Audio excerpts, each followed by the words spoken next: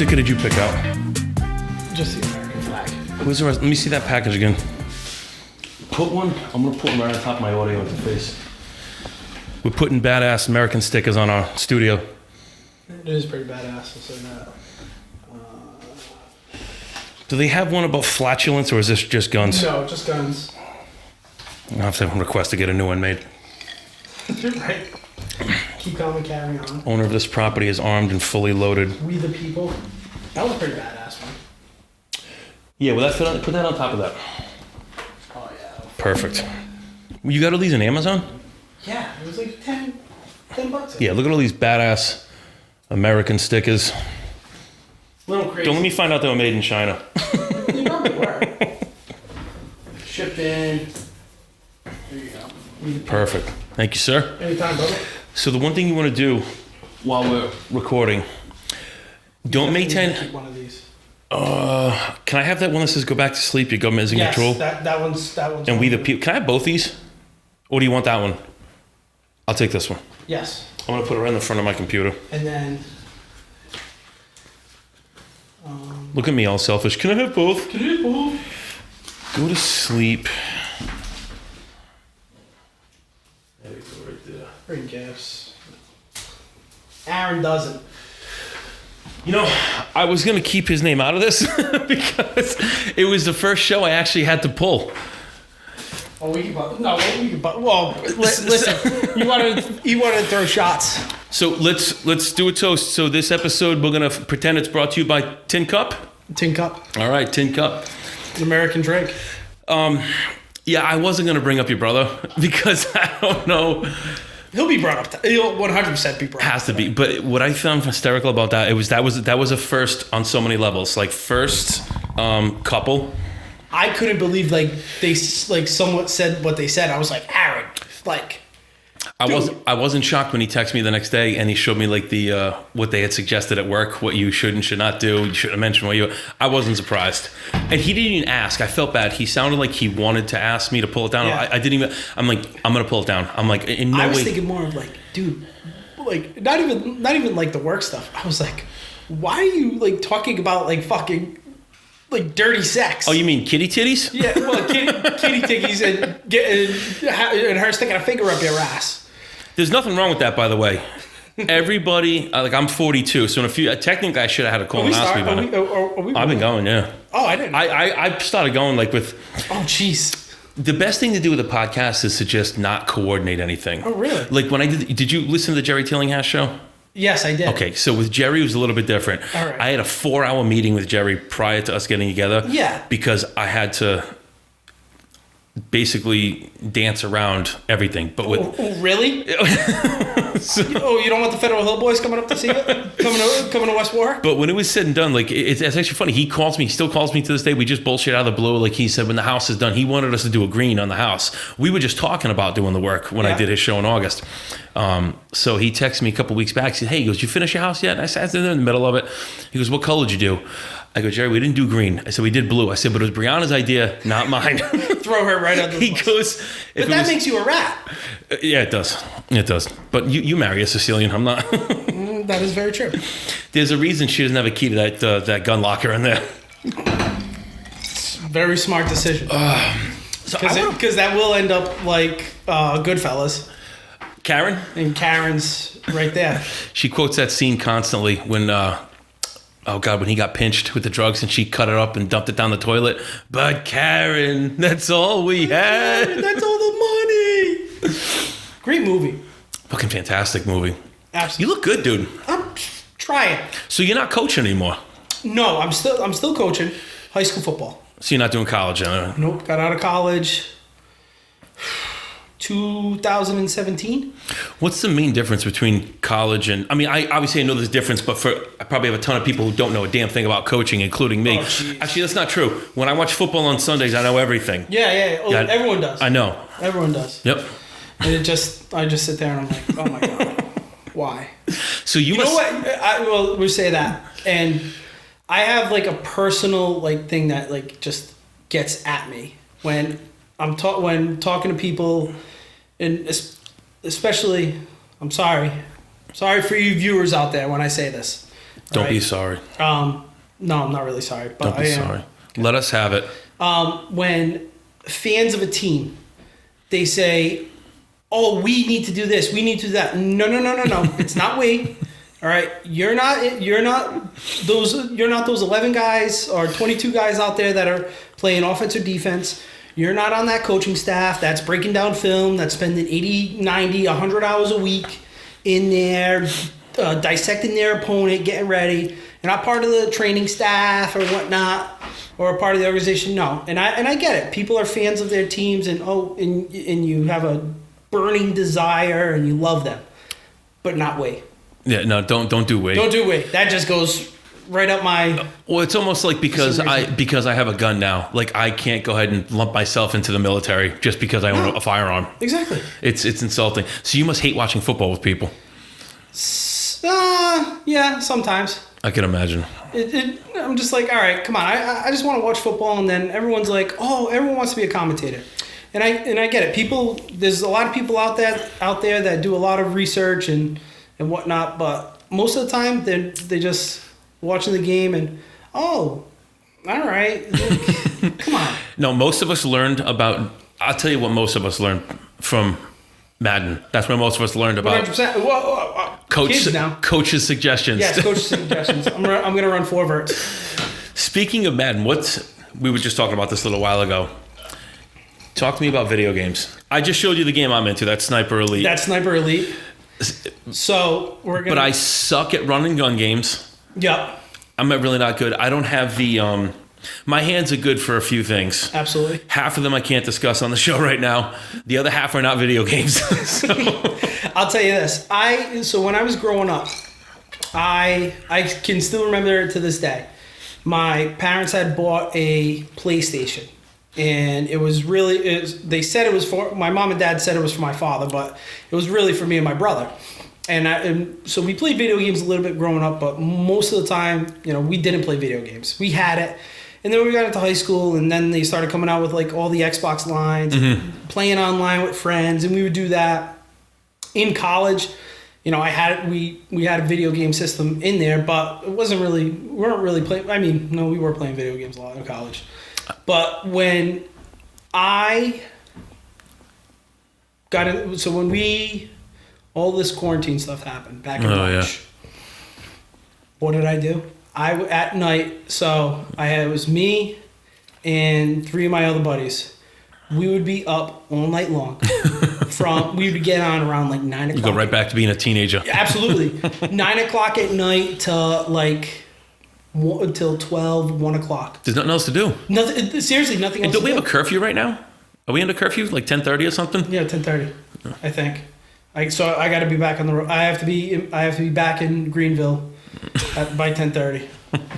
Or else someone's writing. The COVID pumpkins will come. Yes, I'm gonna. So when you first got here, I was going to grab the coasters and that LED fireplace we have. By the way, where's my coaster? It's sitting right in front of you. Oh, I'm that jerk. I'm gonna leave. Brianna, I apologize for leaving a water. This isn't even real wood. Oh, all right then. That's what she said. I don't feel that bad then. Yeah, no. This is so we bought this desk when we both got asked if we wanted to work from home permanently. I'm like, fuck yeah. So I actually had like this big marble top executive desk, but it only seats one person. It didn't really work well. So wait, you sit right here, like how you are right now. I sit right where I am, and Brianna sits right there. She sits right over there. But you know what's funny? Bless you. Every single person I talk to says the same thing. Like, how do you guys, dude? Between what we both do, like she's on the IT side of healthcare, I'm on like the finance and insurance side of it. We don't. So you know what? I sorry to interrupt you. I have a very close friend who does the same thing for Kent Hospital. Who is it? Paul Murata. What's he do there? I don't know. You want to call him? We'll ask him. Where's my phone? I don't know. Let's call Brianna. Paul Murata. I like to do this. I called my grandmother on the show a few weeks ago. Do you? I'm like, Gran, were you naked? She's like, what the fuck you mean I'm naked? Listen, I call my grandmother. She's going to go off on a tangent about something. If I call my grandmother right now, she would absolutely play into this. She loves the attention. Hey, do you know somebody named Paul Murata? No. What's he do at Kent, New England? No, he's at Kent. Oh, he's at Kent. Yeah. Oh, never mind. Say the name again? Paul Murata? I think he's actually, I do know the name. I think he's in finance. He's like does something with finance. You see, works in finance over there. Yeah, does finances. Yeah, we were just going over what we do for work. And I said, Brianna works in IT, but she also dances on the weekends. I was just going to give out the address of the place. He's involved in a couple of the projects I'm working on. Yeah, so she knows the name because he's involved in a few of the projects she's working on. All right. Why? Who is that to you? Oh, I'm asking the questions here. All right. Don't worry about how I know. All right. I got eyes and ears everywhere. Hey, if you can give me a promotion, that'd be awesome. Stay frosty, Iceman. I'll see you soon. Bye. Bye. We know who wears the pants. Come on. I can play tough right now, but it's not going to stay that way. Listen, I play tough on TV, but when I go back home. So going back to what I was saying before, but we don't communicate all day. Like we don't. When I tell you, like I don't take my eyes off my screen. It just the workflow is just ridiculous. It's funny because you're sitting there and she's sitting here, and then so back in March and whatnot when we're all locked up in our houses. So I'm teaching from home, which we can get into all that afterwards. We'll get into all that at some point in time. So I'm teaching from home. She's working from home. So she does market. She works for a marketing agency. Do you want to plug your fiance? You want to throw her name out there? Erin? Yeah. Oh, Erin's the best. Don't let her know I said. Erin, I've heard nothing about you. Nothing but good things, I mean. We'll cover Erin because it's funny the story behind us. I love hearing how people meet because you realize after a while the more people you talk to, we all have the same shit going on. We all have a lot of the same stressors and life issues going on. Absolutely. And we all have very similar, from our childhood, very similar backgrounds. Yeah. But once you get to the point where you meet your spouse and your life starts to change, I love learning about people in that regard. Love it. So Erin met me. What was that? 2016. So that was my last year at Anna Maria coaching, and I was 24 years old. At that point in time, I was the youngest defensive coordinator in the United States of America. No kidding. Yep. Wow. At 24 years old, I was a defensive coordinator, even though we were a god awful football team, horrible. But anyways, so I think it was. I'm glad you said that because I actually want to ask you some questions about different defensive schemes. I don't know shit about them. That's a whole different other podcast. I don't know anything. We have a whiteboard, so we could get on there and talk about get into the weeds a little bit. Get into like the deep and the nitty gritty of it. I don't understand defensive schemes whatsoever. But listen, it's a whole different other language at times. That's why I have such respect for Belichick because he started out as a defensive coordinator. He is. He's arguably one of the greatest coaches of all time. You have to put him in there with, the Tom Landrys of the world. The Dennis Greens. The Denny Greens. The Jim Schultzes. Playoffs. No, that was Jim Mora. Jim Mora with the Colts back in the day.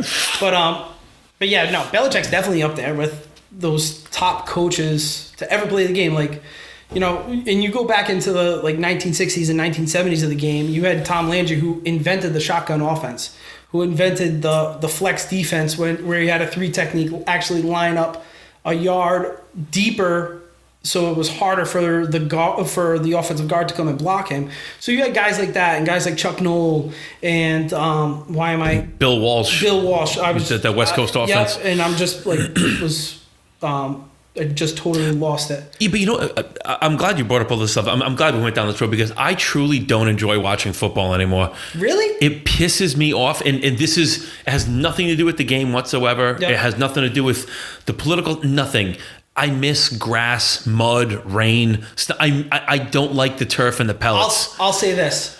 Okay. I miss that. I'm a kid who grew up here in West Warwick, who played for the West Warwick Steelers, would have our game days up at Masnicki Field, played at West Warwick High School, and anyone out there that knows West Warwick and knows that if you're playing a football game on a Saturday up at Masnicki Field, that the temperature and the wind and whatnot, it's going to be it's because you're up it's on a that football- hill. Yeah, it's a football environment. Yeah.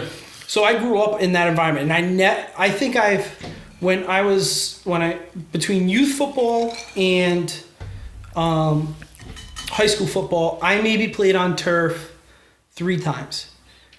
When I got into college, it was all turf fields. And they're easy to maintain. That's why they do I know. It's a money thing, but That's all it is. you go back to like the mid '90s, like the Niners or the Packers or like the Cowboys. Those games. 1994, I believe it was 1994. NFC Championship game. Cowboys, Niners. Dallas is playing at San Francisco. Dallas just comes off of winning 2 Super Bowls. They got a team. This is the first year without Jimmy Johnson. So really, it's Jimmy Johnson's team, but Barry Switzer is the head coach because Barry Switzer should have stayed in Oklahoma. He's just a jackass. Yeah.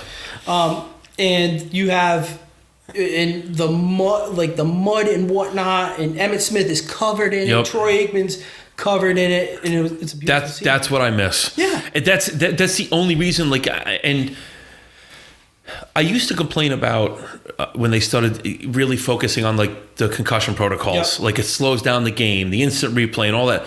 And I get and I respect and I really do agree with like the safety aspect of it. Mm-hmm. Because you don't want to see the guy like the Dave Dorsons and the other players who've taken Genius Sayos who've taken their own lives, or like the Jim McMahons who have these horrific. Jim McMahon's. It's like talking to one of those Christmas tins of popcorn. I feel terrible. So Yeah. I'm glad that they're doing that. That I can deal with. I just really miss muddy outdoor element induced football. The biggest thing that I've missed about the game of how it's changed, and it's the same thing with you. Like I understand that we're now in a time where we're starting to become aware that these big hits are players take a toll. Oh God, yeah. The human body can only take so much, especially the brain. Like, all right, every other body part that we have can heal and recover. That thing can't. You only get one of them. Yeah, and once it's shot, it's shot. So the thing that I miss now is, not that I miss. No, I will say I do miss it. The biggest thing is the NFL.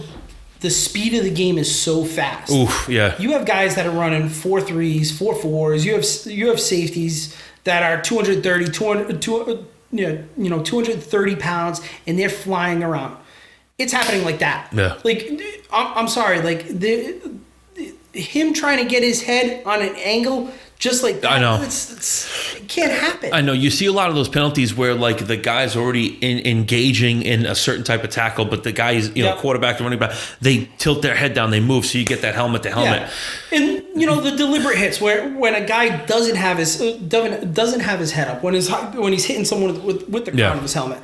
Like, okay, yeah, I do understand that. That's why like there should be a penalty enforced. Oh yeah. Because not only for the receiver or the offensive player, but because for the safety of the defensive player. Like, dude, you're gonna try to be making millions and millions of dollars to not just set yourself up for life, but to set up your kids and whatnot. So but not for nothing. Be able to protect yourself. When you get those DBs and corners come flying in to make those head-on tackles at full speed, it's usually them that get hurt. They usually hurt themselves making the tackle. Exactly. And I get you want to make the highlight reel and this and that, but it's just these guys don't even play us anymore. They're assets. They're literally just functioning assets. It was probably one of my all-time favorite players, other than Emmitt. So like it's up there with like Emmitt Smith, Troy Aikman, all those Dallas Cowboys guys back in the 1990s. When I started really getting into watching football, and being a Dallas Cowboy fan. And I've been tortured my entire. Bro, I grew up a Giants fan. My family's from New York. Yeah, but at least the Giants have won 2 Super Bowls within the last 15 years. I'll share my story. You go ahead with yours. So probably one of my all-time favorite Dallas Cowboy players is still to this day the safety they had, Roy Williams. Oh yeah. Because he just flew around the field with reckless abandonment. Yep. Didn't give 1 ounce care about his body. He just played the game full speed. And it was just... Ronnie Lott was another one. Yeah, like guys like Ronnie Lott, like those guys, they couldn't make it in the league today. I remember I was watching like some sort of documentary. It was a documentary that like the Dallas Cowboys Star or something or whatever they put out. And it was about Roy Williams, and Bill Parcells. When Parcells took over. Yep. So Bill Parcells told Roy Williams, he said, Roy, you're the last of a dying breed. He goes, you're going to have a good NFL career, but your career is going to get cut short because of the changes that are going to come. Yeah. And Parcells called this out back in 2005, 2006. That was the ESPN documentary on Parcells when he took over in Dallas. Yeah, that was all those 30 for 30s are phenomenal. They are unbelievable. My favorite one, and people who are like football coaches, they'll 100% agree with me when I say this. The Four Falls of Buffalo? No. 1985 Bears. Oh yeah. That was the best one. I was honestly sitting. Did you cry because of Buddy Ryan? Me and Brianna cried. Me and Brianna cried because how emotional Mike Singletary got over him. And that's why I coached college. That's why I coached college. Like even throughout when I was playing youth football and high school football and college football.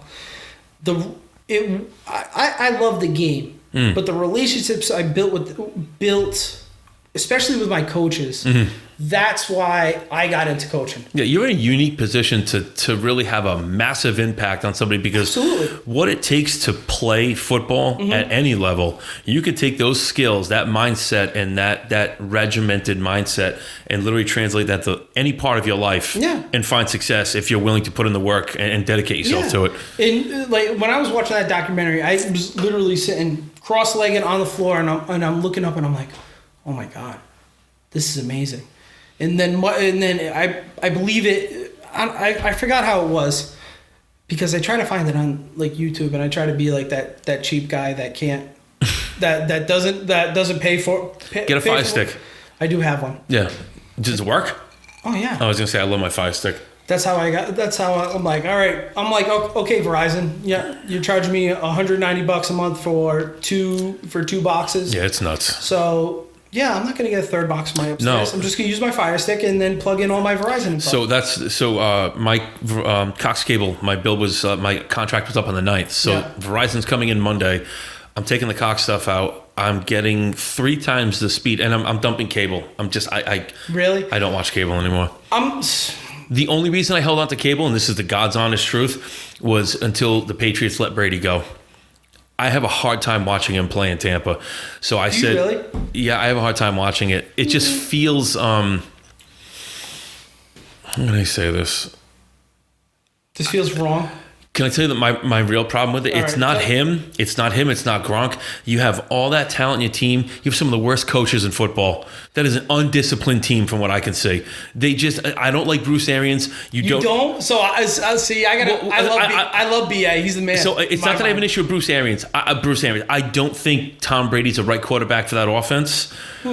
I think Brady played for 20 years in a different manner. I don't think Byron Leftwich. Quite honestly, do you think so? Byron Leftwich is the offensive coordinator. Yeah. Yes. Okay. He's running Bruce Arians' offense. Okay. Do you think a guy like Tom Brady at 20 years experience with 6 Super Bowl appearances, 6 Super Bowl wins, 9 Super Bowl appearances, you think he's basically the offensive coordinator? That's what I want to think. They should. I would probably put a lot of money on it if I was a betting man. The issue I have is how the hell does that loss to the Saints take place? It's football. It happens. I don't know. NFL. It's the NFL. I think I'm more scorned because I really wanted to see Brady win another Super Bowl without Belichick.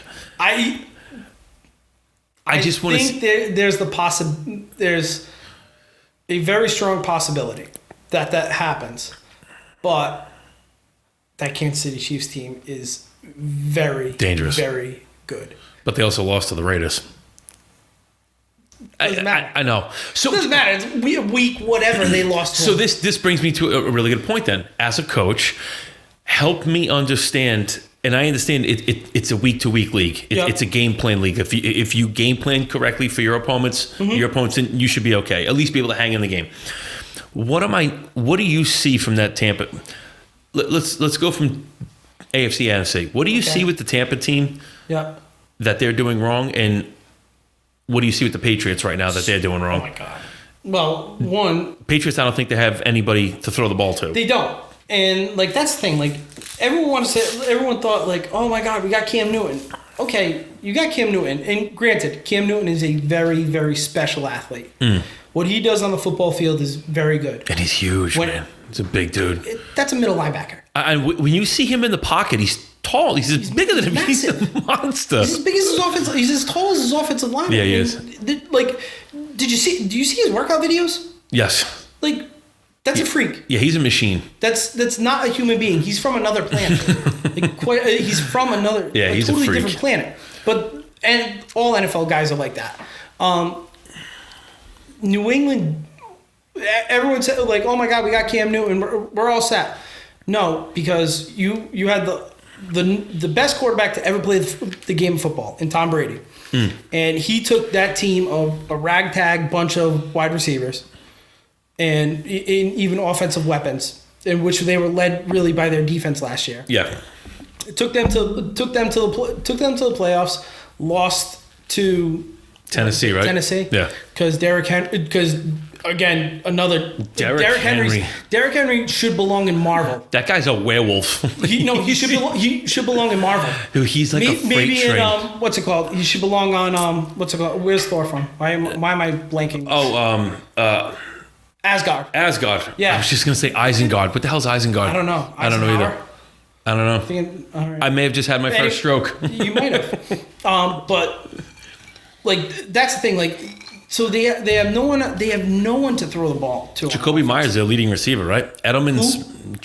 Jacoby Myers, is that the guy's name? Who? Exactly. Edelman's nowhere to be found. You can't. Again, New England fans, don't come at me and don't burn me at the stake. I'm sorry, Julian Edelman is overrated and without Tom Brady, he would be nothing. And you're starting to see it. Just like every other slot receiver that Tom Brady had that went on to play at another place. They've all become obsolete. Yeah. Danny Amendola, Wes Walker was good before he got to New England. He was good in Miami. He was good before he got here. He was a guy that had fit into their system. All right, we can fit him into our system. We can do a lot of really good things with him, and they did. And then goes on to play at Denver. Oh, but wait, when he was at Denver, he had Peyton Manning. Another top 5, top 10 quarterback in the history of the game. I'm curious to see what happens with New England after this. I know they had a lot of guys sit out this season, like Chung, Hightower, but those are guys that don't you feel like they're at the tail end of their career anyway? Yeah, they could be, but Dante Hightower is one of the best linebackers. Yeah, he's a freak, man. He's. Dude. I remember him. I wish they held on to Chandler Jones. I always liked Chandler Jones. Yeah, but when Chandler Jones was more interested in off the field, extracurricular activities. That's what it is. Like showing up half naked at the Attleboro Police Department. Half naked, high, There comes a point in time, and like, listen, I think everyone knows that professional athletes, they're gonna do a lot of different things. Like, they're gonna smoke, they're gonna drink, they're gonna do a lot of that, all that kind of stuff. But like, listen, dude, at least be smart about it. Try to be anyway. You make millions of dollars. Like, you can find a way to get around it. You would think so. You would think. I think like if guys like us, all right, we would be able to say, all right, I think we can try to manage to make us seem like. Well, you know what it is, because we're middle class. We literally go from week to week to month to month, and we have a budget we have to stick to, so we know we can't get away with. We know that if we do something dramatically in this direction, it's going to cost us money, and it's going to take. A lot of these football players, they came from absolutely nothing, got recruited to a college, and they go right into being in their late teens, early 20s, multimillionaires, and they just don't know how to handle all of it. I tell you, everyone likes to bash Gronk because they think he's a caveman, and quite honestly, he is a caveman. He's a kid. Yeah, literally, he is a kid. But the guy's actually pretty smart. His father's a very successful businessman. For what he did for his finances. Yeah. The fact that he was like, I'm not touching anything of my salary. It's all going to be from... He took the marketing money he gets, the promotional money. Yeah, all Same thing Marshawn Lynch did. Yeah.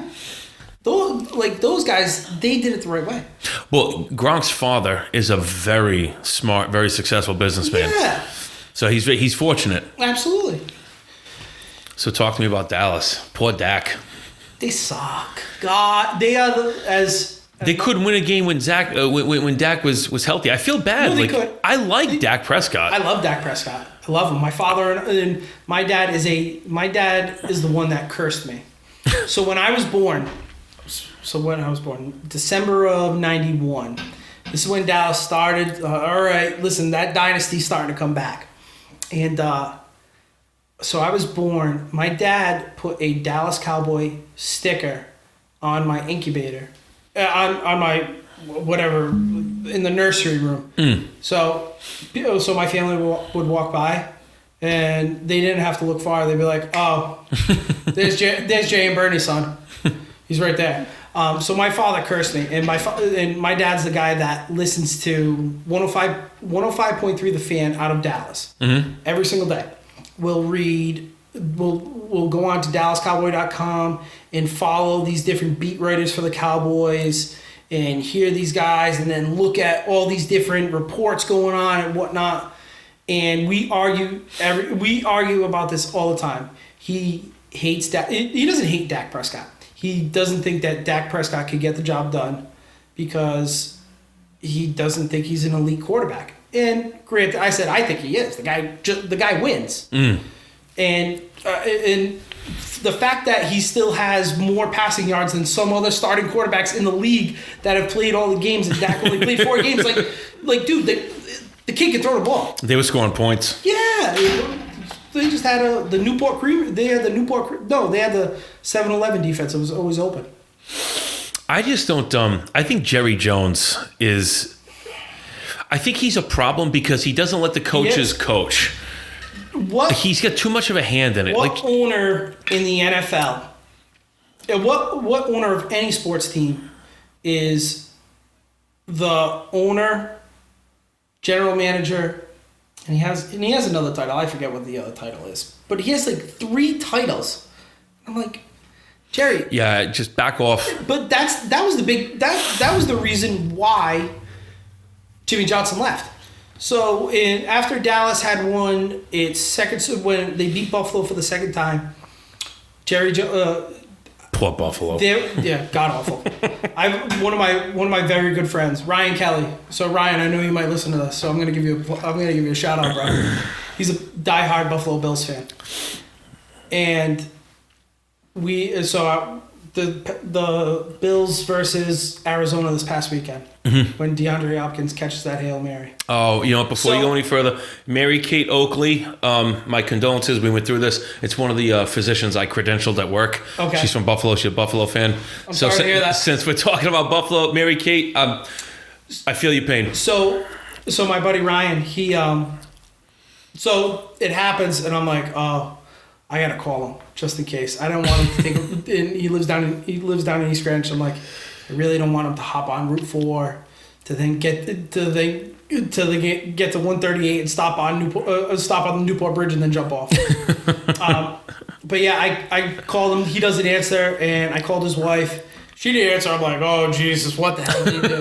But anyways, but yeah, that was a big divide. So after the second Super Bowl in 1993, there was some like off-season gathering or something like that. Jerry Jones had a few drinks in him, and he started feeling good about himself. And him and Jimmy Johnson were out. So Jimmy was out somewhere, and Jerry went to that same place, and he said, "I could find anyone to win with this team." Good luck. And Jimmy said, "Really? Here you go." And those are those were college teammates and college roommates. Yeah. Jimmy just said, "Cheek it, brother. You go do it." Now, granted, Barry Switzer did win a Super Bowl with him. With Jimmy's team. With Jimmy's team. Mm-hmm. Exactly. Yeah, I never liked Jerry Jones. No, he. My father's like, when can he die? What? He's like a cockroach. He'll be here long after the rest of us are gone. He absolutely will. Yeah. So he sold his soul to the devil a long time ago. So my my family, we had season tickets to the Giants in our family for years. My family's from Staten Island, Brooklyn, Bronx. So I grew up a Giants fan all through the 80s, like the Big Blue Wrecking Crew. Yeah. Like that's what I grew up. Like I got to watch Lawrence Taylor play. All going out there, all hopped up on every single drug. Downstairs in my laundry room, I have like all my old like collectibles, like action figures from when I was a kid and stuff like that. But I have a box. Oh, maybe it's up here. It doesn't make a difference. But I still have the tickets from 1991. My uncle brought me and my brother the last preseason game in 1991. And Lawrence Taylor was on the ticket. So it was the Patriots were in the Meadowlands when they still used to play in the Meadowlands. Yeah. And I got to watch Taylor play. Yeah, it was awesome, man. So I would love for them to come out to do like a 30 for 30 on Lawrence Taylor. But it can't be like an ESPN 30 for 30. It has to be like HBO 30 for 30. Yeah, the problem with ESPN is they like if they were to talk about Taylor and I understand the guy had an issue with drugs. I don't care about all that. Like I would talk about like from college up through his whole pro career, like what a dominant that guy changed defense forever. The guy was a freak, and just you couldn't stop him. You couldn't get in his head. I loved watching the Giants play when I was a kid. Him, Carl Banks. Yep. God, what was the other guy? Bart Oates. Man, they had such a nasty team. I loved watching them play. And I feel bad. Again, Mary Kate, I'm really sorry I'm bringing this up. But the 1990 Super Bowl against the Bills. Was it wide right? Wide right. Scott Norwood, wide right. I feel bad for him. After watching like you've seen the Four Falls of Buffalo?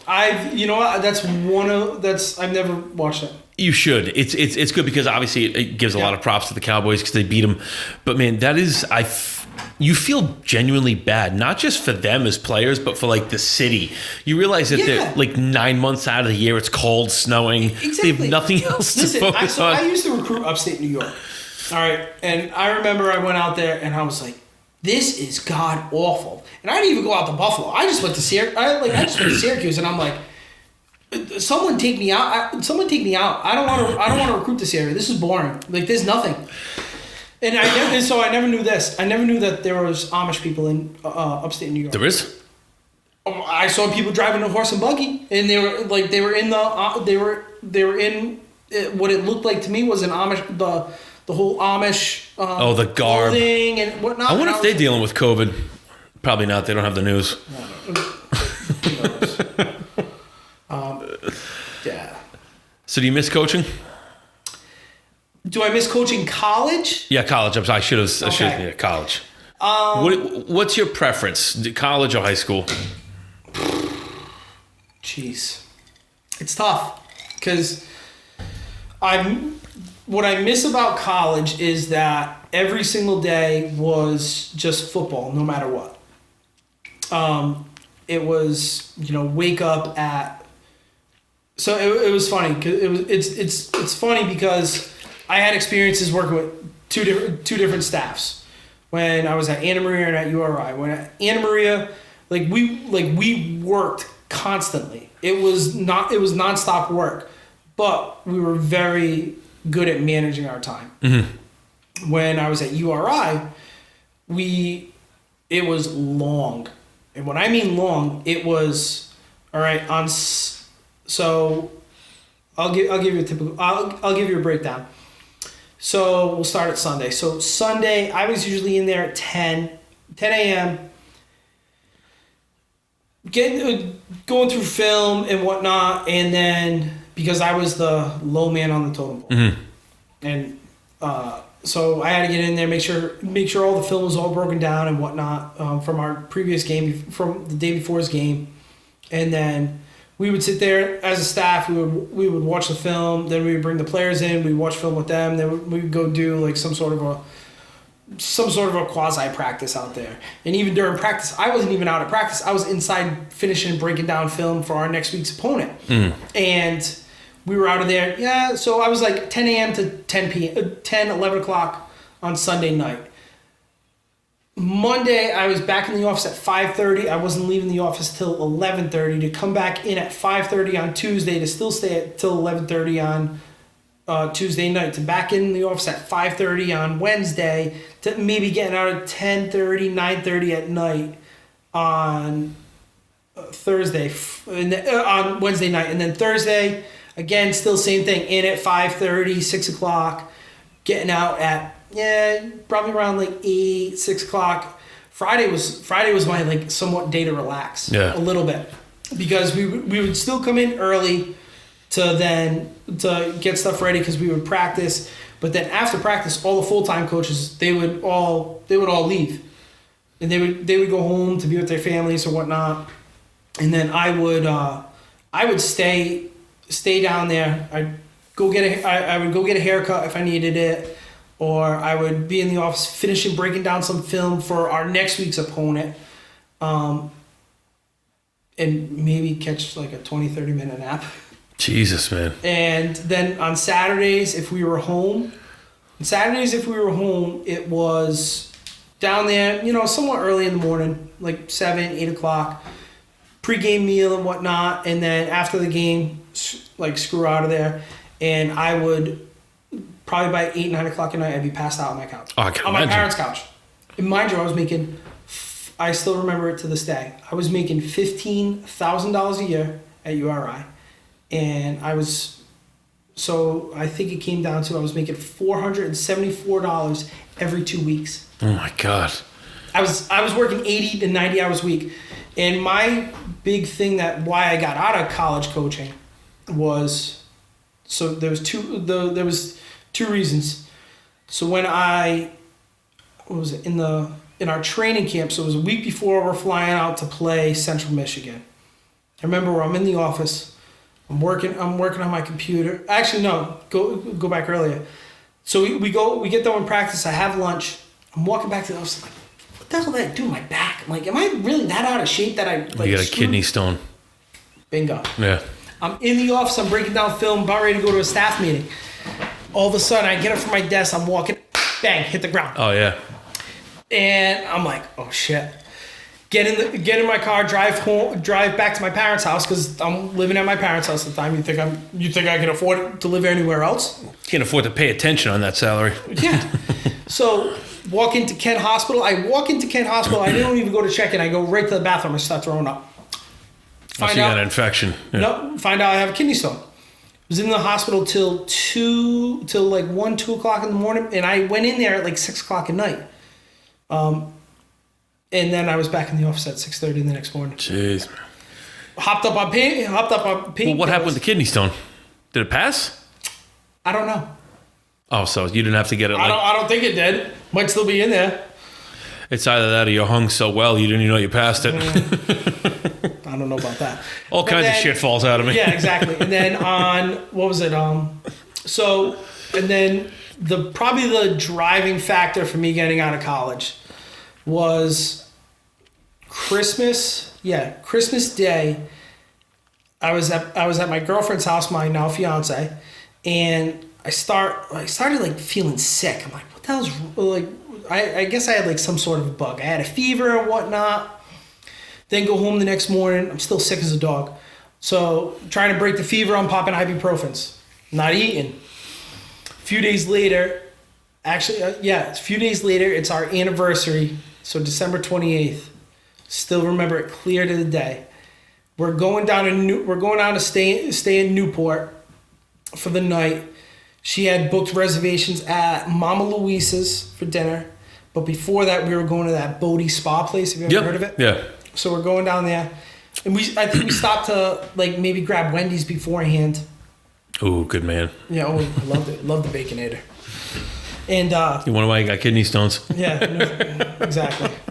I might preach like good health and whatnot, but you have to break it up. Yeah. Like I eat very good, but I try like to. 2-3 days a week, like nothing will stop me from sitting down and crushing a whole box of white cheddar Cheetos. Not Cheetos, white cheddar Cheez-Its. Cheez-Its. I do like white cheddar Cheez-Its. I have the It's like crack for me. What's the name of the new Cheez-Its that they have? I don't know. All I got is a regular. So like the rigid. It looks like the rigid ones. They're like, so I have like Zesty Ranch at home. I'll crush the whole box. After this, I'll 100% crush the whole box. We should go to Wendy's after that. this. And Cape Cod potato chips. Yeah. Whenever I go to the grocery store, I always buy a bag of barbecue and salt and vinegar. See, my cheat meal for a while, I was hooked on like honey barbecue chicken tenders, boneless chicken tenders with ranch dressing. Yeah. Yeah. I was into like bar food for a little while. Oh, I love bar food. Because during the week, Monday through Friday, we're all very regimented. Yeah, I haven't worked out in 3 weeks. I tore my pec 3 weeks ago. Yeah. So. So Go ahead, finish your story. My ADD goes all over the place. Listen, we'll get into talking about ADD because we'll find we can definitely talk about that. But what was it? I'm totally lost. Oh, so that day, so we have Wendy's, and then I automatically start getting like acid reflux. What? I'm popping Tums left and right. I'm like, what the hell's wrong with me? Ulcer. Well, yes, somewhat to a degree. Go down there. I'm still feeling like crap, and we go to Mama Luisa's. I couldn't even eat anything. I couldn't drink anything. Water, nothing. It hurt. New Year's Eve, I spent at Kent County Hospital, and come to find out, I had 30 green birds in my esophagus. My gastro doctor looked at it and he said, "What kind of line of work are you in?" I said, "Oh, I'm a college football coach." And he goes, "This is like one of the top 10, top 5 cases I've ever seen, and I only see it in like people in law enforcement, firefighters, military guys." Is it just stress related? It was from so much. I guess it was from so much stress. No shit. So that was really the driving factor for me to get out of. Yeah. What the fuck? I was like, you know what? I can't do it. I'm like, no, it's not worth it. No, it wasn't worth my health and whatnot. And then I have buddies that are at big time FBS programs. I have buddies that are at, Florida State. I had one of my good friends was at Baylor. I got guys that were at like Georgia Tech, Temple, Rutgers, and I saw their lifestyles that they were living, that they were sleeping in the office, that they were barely making any money. Mm-hmm. And me coming from I come from a very strong family. Mm-hmm. And I said, you know what? I said, I can't do this. It's not worth it. I said, I don't want to be bouncing left and right to go find a job, to get fired here, to then move across the country here. No, I'm all set with that. No, because you're constantly, like you said, you're jumping from one foot to the next, uprooting your family. Exactly. When you finally do have kids, you're going to pull them out of schools, do this, do that. Yeah, it's just not worth it. And a lot of I think there's a lot of football coaches out there that say it, that they'll quite honestly, they'll flat out say, you know what, I'm selfish. And to be... Well, you have to be to live like that. Yeah, it's a single man's life. Exactly. And if you do start a family and whatnot, yeah, your family's going to have a lot of money. You're going to get fired. And if you're like one of those full-time guys and you get fired, yeah, you can be without a job for 2 years because they're paying out the rest of your contract. Yeah. The piss-on guys that are the GAs, that they're what is the other position? What are they? It's whether they're not operations guys, they're quality control guys. If they get canned, they're out of a job. They're not getting any buyouts. Yeah, no, you have to go right back and try to find another job. They have to find something. Yeah. And for them to uproot their families like that, I didn't want to do that. And it was actually really because, and Erin might get mad. Erin's gonna get not mad at me for saying this, but she'll be like, why are you gonna say me? But I also chose to do it because of my fiance.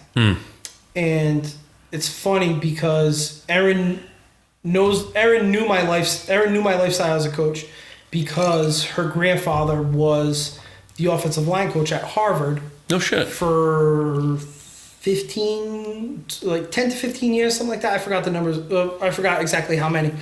But she knew the life. She had known the lifestyle and heard of it from her grandmother and from her mother.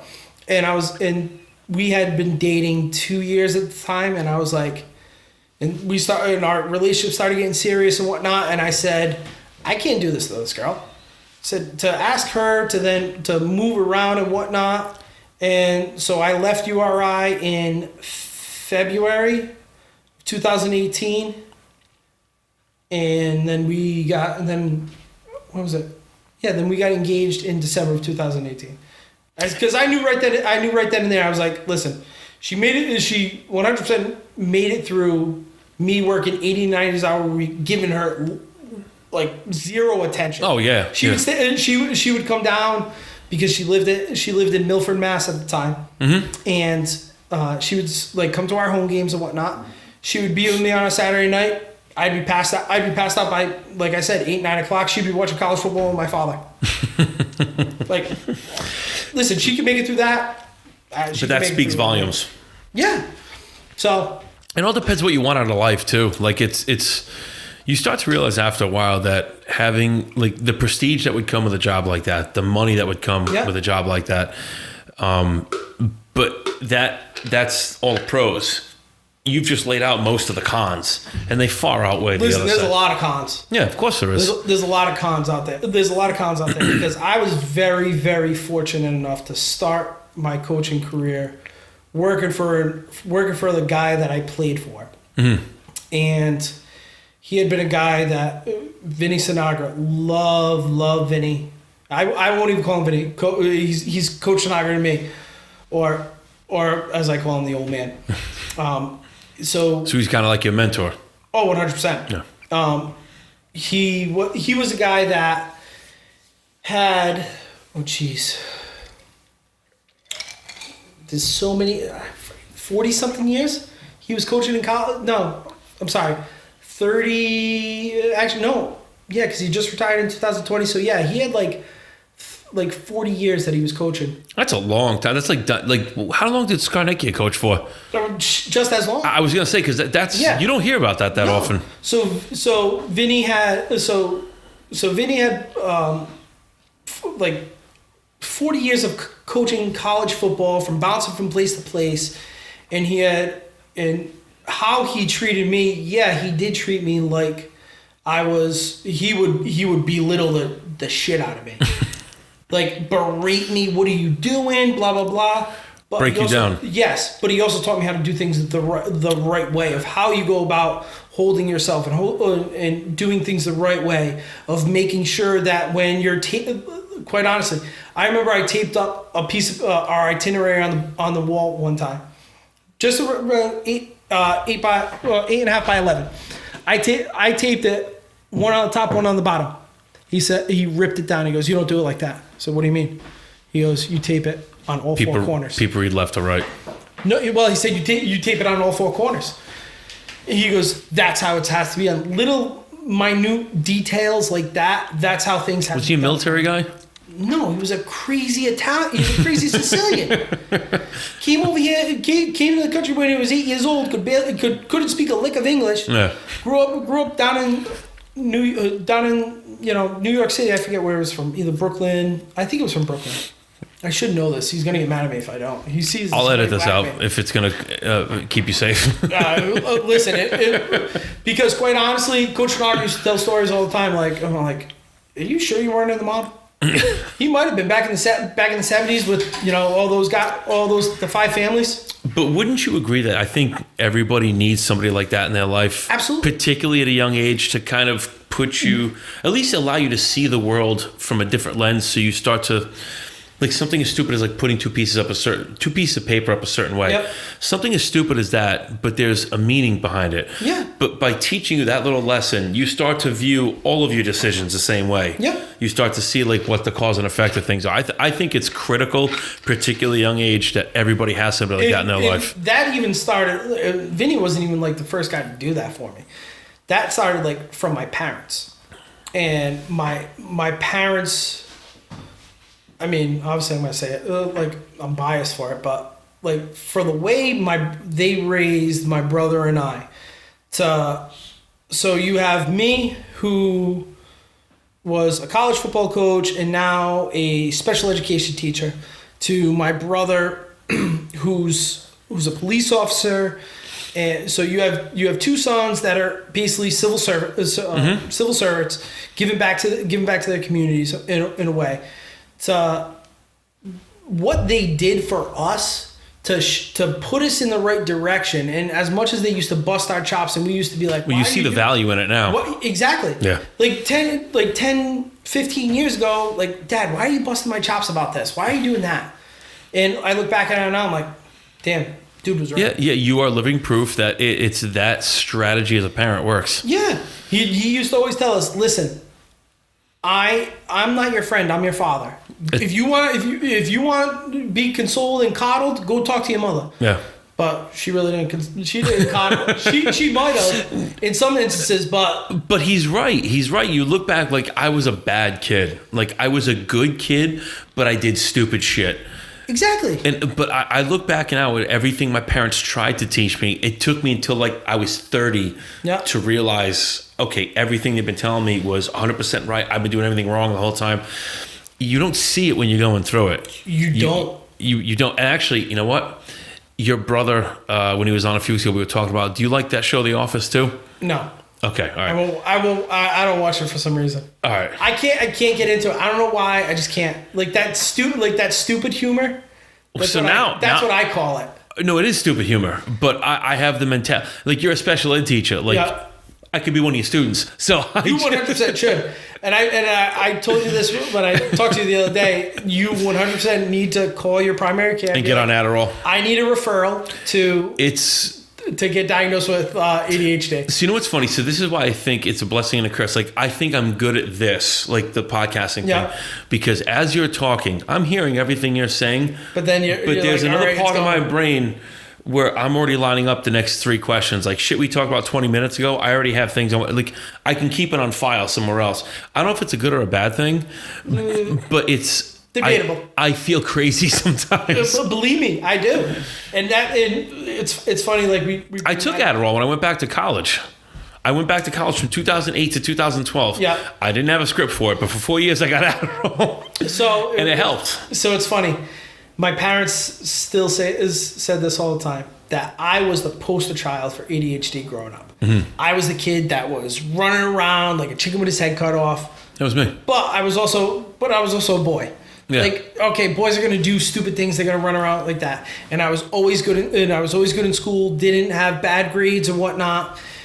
Always respectful, mainly because if I was disrespectful, I knew I was when I got home, and if my parents found out about it, I was gonna get my ass kicked. Yeah. And then starting in college, I mean, I was your typical college kid, like screwing off here and there, skipping class. Yeah, but it goes with the territory. Exactly. All right, it's the first time away from home. You're gonna do stupid things. You're not gonna follow the rules. No, you're gonna bend them a little bit, see what you get away with. Yeah. It's a new environment. You have to. Exactly. And then when I did my master's, I started and I'm taking these different courses, learning about these different diagnoses of kids and these different disabilities and disorders, and I'm like, I actually might have ADHD. This sounds like me. Yeah. We come into quarantine, and again, I'm home. There was not one day that I stayed at home the whole day. If I did stay at home the whole day, the following day, I was a total basket case. Moving around the house left and right, like going to do stupid little things outside in my yard just to like try to keep myself up, or go for a ride, or like I would go for a ride. And stop right there. Yeah. When you say go for a ride, is that something you normally do? Maybe. All right, never mind. No, because there are days I wake up and I just get in my car and I'll just go get lost somewhere. Yeah. No reason. I just want to get away and just kind of like, it's always out in the woods. Like I always like I'll hit the back roads out in Winter Connecticut. bathroom breaks a lot with this place. Why, you gotta go? Yeah. Go right now. All right, fine. Go ahead. Jeez. Edit that out. No. No, you know what I'll do? I'll change your batteries right now while you're doing that. Oh, perfect.